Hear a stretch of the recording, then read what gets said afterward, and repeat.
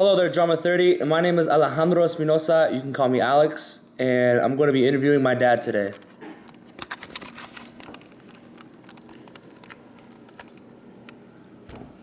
What's up, Dad? Hello, my name is Isidro Galindo Espinoza. Right on, right on. All right, so we're gonna go right ahead and kick off the interview with the first question, which is when and where were you born? I was born July 23rd, 1964, in San Diaz, Durango, Mexico. I was not born in a hospital. I was born in my grandmother's house, and like I mentioned, in the little town named San Diaz. Right on, right on. All right. And sandias means watermelon, right? That's correct. In English, right? That's correct. Watermelon, just like the fruit. There you go. All right. Next question. As a kid, what were some of your bigger challenges in your transition from Mexico to the United States of America? Well, one of the biggest challenges was understanding the laws here. Yeah. Simple laws like crossing the street, waiting for Yeah. the light to turn green for you to walk. Uh, so that's an example there. And also, actually, my biggest challenge probably was not knowing English. I didn't know the language whatsoever. And when I came here, they put me in a non-Spanish speaking class. I think I was in the second grade because I was 7 years old, and I was in that class for a few months, and then the teachers realized that that wasn't good for me, so they put me in a bilingual class, and that's when I started doing a lot better. But yeah, not knowing English and not knowing the rules and laws, in the state here, was very, very difficult for me. Did the kids treat you any differently or anything like that? Like, did they kind of treat you a little mean, I guess you can say? Some probably did. Some did not, because some of them were like in the same situation that I was in, or they were at one point and they understood me. You got into a lot of fights though, huh, Dad? I got into a lot of fights in elementary, and it wasn't me. It was this guy that was in the sixth grade. His name, I still remember all this. His name was Bo, B-O, and he would somehow, some way convince these other kids that were around my age to gang up on me and beat me up at lunchtime. It happened for a period of time, and once they beat me up, they would go on to my buddy. They would also beat him up, etc. But yeah, that all got resolved. I could elaborate on that if I need to. Nah, we're fine. All right, next question.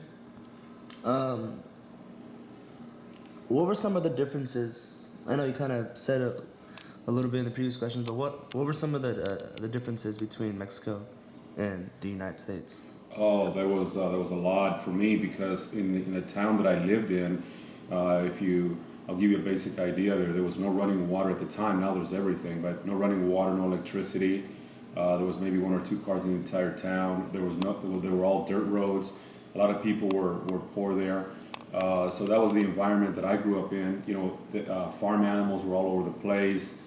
I really didn't have much to play with or to really do there. Although we had the liberty of roaming around and just going everywhere we wanted. So when I came here, like I mentioned, there was a lot of rules that I was not even aware about.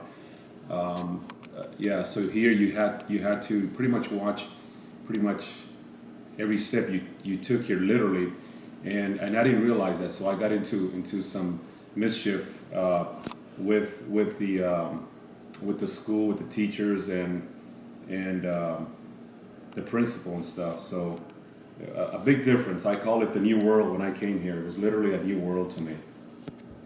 There you go. Would you say that you were a little bit scared or nervous, or you weren't too sure what your life was going to be here in the United States? No, actually, I still remember very, very clearly. I was going to turn 7. I was 3 weeks short of my 7th birthday. and I didn't know better. You know, I was a wild, literally I was a wild little kid. I think I was a good kid, but I was wild, if you will, because of the environment that I lived in the ranch in Mexico. But I didn't know better. I basically acted or tried to behave and do and be myself like I was in Mexico. I didn't know better. I didn't know what the rules were, what the laws were, so I just did whatever I did, you know. So Yeah. Yeah. All right. Next question, and this is a big question. I think one of the more important ones in this interview, Dad. Immigration can be deeply frowned upon in the world, past and present, and more than likely going to be so in the future. So, being an immigrant of yourself, what's your opinion on immigration? Do you think it's good? Do you think it's bad? Is it good for us? Is it bad for us? immigration, Your opinion. I think. Like on people coming over from the border illegally, Well, or just coming here to have a second chance in life and coming here for the land of opportunity. right. Yeah, I think immigration is good, especially if it's done the right way. You know, if you come here legally, Right. Yeah. if you're here legally, if you go through the proper paperwork and all that Which stuff. you did. Yes. Well, yeah. I mean, I was a U.S. citizen before I stepped into the United States. My dad was born in Arizona, and my mom was born in San Diaz, Durango, where I was born. And so when myself, my mom, and my sister, that's about 2 years older than me, when we came here, we were U.S. citizens. But as far as immigration, yeah, if you could do it the right way and come to the United States legally, that's obviously the ideal way. The people, a percentage of people that come here, illegally, they are breaking the law no matter how you look at it. But they come here to, work and save their money and send it back to Mexico to their families because of the way of living in Mexico in a lot of places. There's a lot of poverty over there. Right. But then again, there's the people that come here that are no good. They cause a lot of issues over here too. So immigration is good. I know there's a system put in place, but unfortunately, a lot of people don't go through the systems to live here legally. Yeah. Right. Your relationship with your parents, I know you really take it seriously. You love your mom dearly, and your dad, you love him too. Can you tell me if your relationship with your parents changed in a transition from Mexico to the United States? Because with a lot of kids, it could really alter it because they didn't want to move from Mexico to the United States or vice versa. So can you just elaborate on your relationship with your parents and how it is today?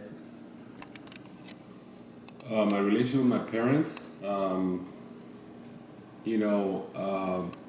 relationship with my mom, it pretty much has blossomed. It's always blossomed. My mom was like my backbone when I was growing up. Yeah. My dad's relationship, when we were in Mexico, he would work here in the United States for about 9 months out of the year, and then he would go to Mexico and for about 3 months and spend time over there. So I knew my dad a little bit, my first almost 7 years of life. When we moved here, my relationship with my dad obviously grew. It did change because, now I was living here, with him also every single day, and my dad was very, very, very strict with us, with me in particular. But all in all, my relationship with my parents now, it's really, really good now. Now that I've gotten older, it's improved quite a bit. But there was a transition period there where.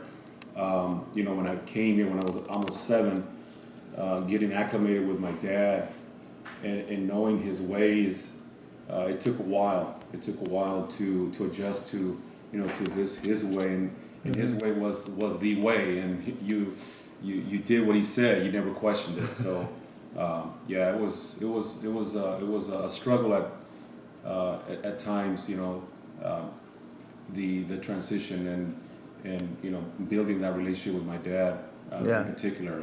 Yeah. And your mom, which we call Mama Licha, she makes the best food, huh? She makes She makes the best food, huh? super good food. Yes. So would you say, from the about 7 years you were in Mexico, from that time to when you're in the United States as of now, what food would you think is better? Because I know food is a big part. What food I think is better? Yeah, what do you like better, Mexican food or American food? I like. That's a hard one because I like a lot of food. I know. As long as I'll answer it to you this way. Mexican food I like a lot, only if it's really authentic. Like in Mexico, right? Or was it? Yeah, in some areas in Mexico and even some areas here, Yeah. But I really do. I'm not one that's gonna pick to go and eat when we go out and eat. As you know, I'm one that will pick maybe Chinese food or some sort of other buffet, unless there's a Mexican restaurant that offers authentic food, other than the basic food. Because a lot of Mexican restaurants, in my opinion, they serve a lot of basic food. Right. What I mean by basic, the tostadas, burritos, tacos, and all that. It's all pretty much the same. But if there's an authentic a dish like menudo or a caldo, that kind of thing, so, but I think my favorite food, other than my mom's, my favorite food is probably Chinese food. I really like Chinese food. There you go, yeah.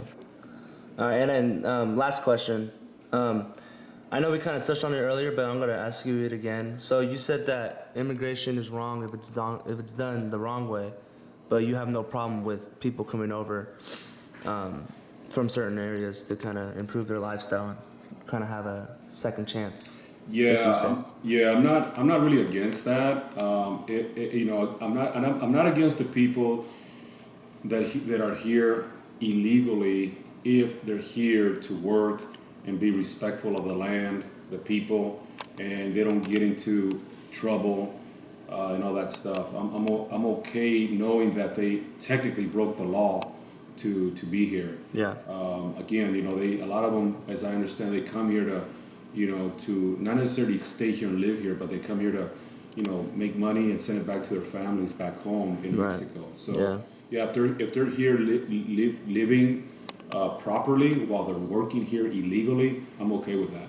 Okay. All right, Dad. Thank you so much for the interview. Appreciate it. You're welcome.